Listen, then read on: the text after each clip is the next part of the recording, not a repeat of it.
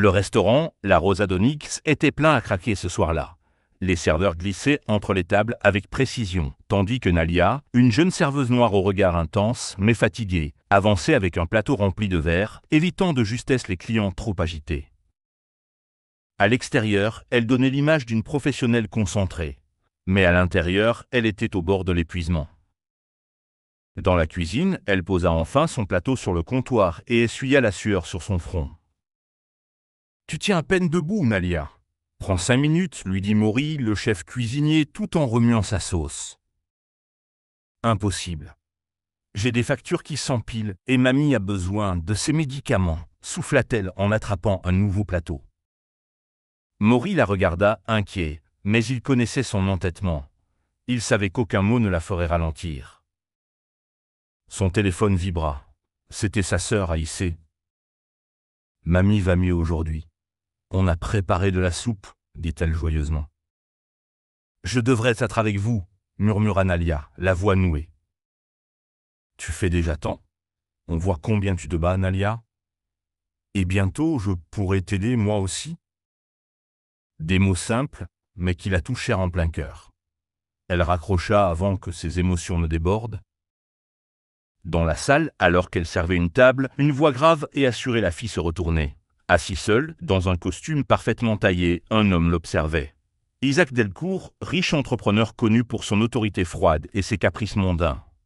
« Vous travaillez vite et bien, lança-t-il sans sourire. « Je fais mon travail, monsieur, répondit-elle, mal à l'aise sous son regard insistant. « J'organise une réception privée. J'ai besoin de personnel efficace. Je paie bien. » Nalia hésita. Cette opportunité pourrait l'aider, mais il y avait quelque chose dans le ton de cet homme qui sonnait dominateur. « Pensez-y comme à une chance rare. Vous n'en aurez pas souvent, ajouta-t-il, l'air supérieur. Ces mots, déguisés en générosité, résonnèrent comme une gifle. Plus tard, elle en parla à sa collègue Tina dans les vestiaires. « Delcourt m'a proposé de bosser à sa soirée, mais j'ai un mauvais pressentiment. »« Tu rigoles ? Ce mec est plus riche que tout ce qu'on verra jamais. »« Accepte. Paie tes factures et t'inquiète pas du reste, » répondit Tina. Nalia savait qu'elle n'avait pas tort. Le lendemain soir, elle se retrouva devant les grandes grilles de la villa Delcourt. L'endroit était irréel. Jardin soigné, maisons somptueuses, lustres étincelants, un monde figé dans le luxe. À l'intérieur, un majordome la guida jusqu'à Isaac, déjà en pleine organisation. Il souriait d'un air calculé. « Bienvenue. J'espère que vous êtes prête pour une soirée mémorable. » Elle hocha la tête, tentant de cacher son anxiété. Les heures passèrent. Robe de couture, éclat de rire forcé, conversation vide de sens. Nalia servait discrètement, comme une ombre parmi des statues. Mais bientôt, la tension monta d'un cran. Le pianiste ne s'était pas présenté. Delcourt fronça les sourcils, agacé. Un de ses invités lâcha. « Pas de musique ? Tu nous promets une soirée grandiose et tu oublies ça ?» Isaac se raidit, puis claqua des doigts. Nalia. Elle se retourna lentement. « Oui, monsieur ? Si vous nous jouiez quelque chose, un petit morceau, rien de trop compliqué. » Elle sentit son cœur chuter dans sa poitrine.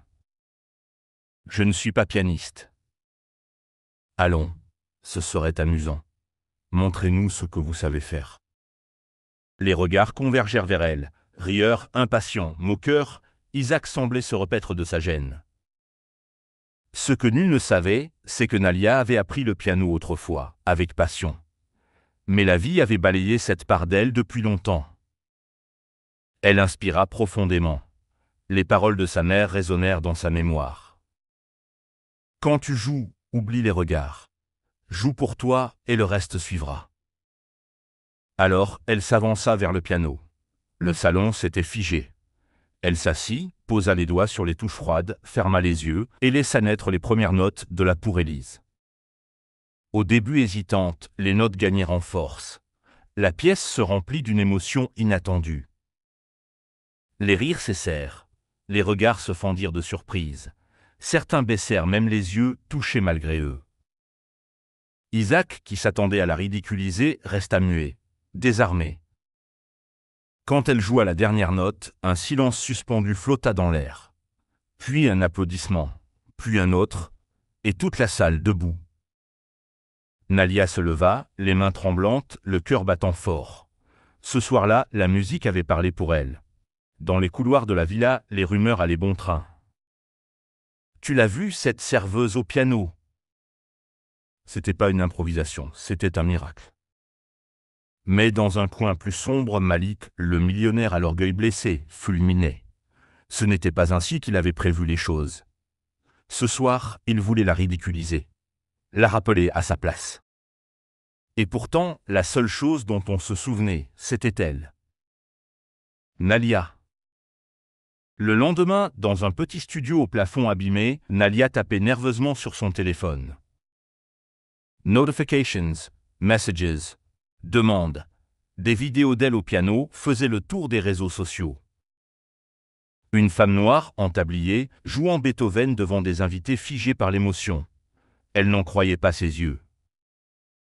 Des écoles de musique, des journalistes, même une association artistique lui proposait de financer une bourse.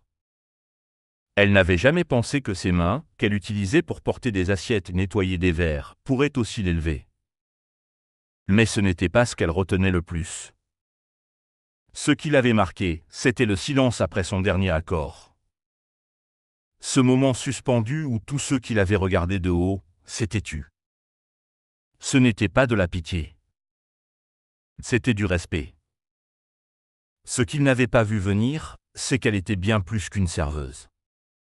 Quelques jours plus tard, un gala caritatif se tenait à la grande salle municipale.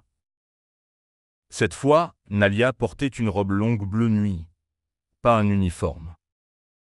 Elle s'installa au piano, sous les projecteurs. Le public se leva pour l'accueillir. Et dans le fond de la salle, Malik, seul rigide, le regard vide. Lorsqu'elle joua, la salle fut à nouveau transportée. Mais cette fois, elle souriait. Pas pour eux. Pour elle-même. Pour sa grand-mère. Pour toutes celles à qui l'on avait dit « reste à ta place ». Quand elle termina, elle se leva doucement, les larmes aux yeux. La salle explosa en applaudissements. Elle n'avait pas besoin de discours. Elle avait déjà tout dit. Avec ses mains. Ce soir-là, sous les feux des projecteurs, Nalia n'était plus une simple serveuse. Elle était devenue un symbole. Le symbole de tous ceux qu'on sous-estime. De ceux qu'on humilie en pensant qu'ils n'ont rien à offrir. De celles qu'on efface, mais qui brillent dès qu'on cesse de leur barrer la lumière. Malik, lui, n'applaudit pas. Il resta figé. Il avait voulu l'éteindre. Il avait réveillé une étoile. Et tandis que les gens l'acclamaient, que les demandes affluaient, que sa vie basculait. Nalia, elle, ne cherchait ni vengeance, ni gloire. Elle avait gagné bien plus.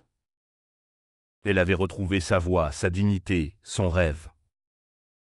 Et à présent, chaque fois qu'elle posait ses mains sur un piano, on se souvenait que parfois, les plus grandes victoires naissent des plus profondes humiliations. Parce qu'il suffit d'un instant, d'un accord, d'une note, pour rappeler au monde entier qui l'on est vraiment.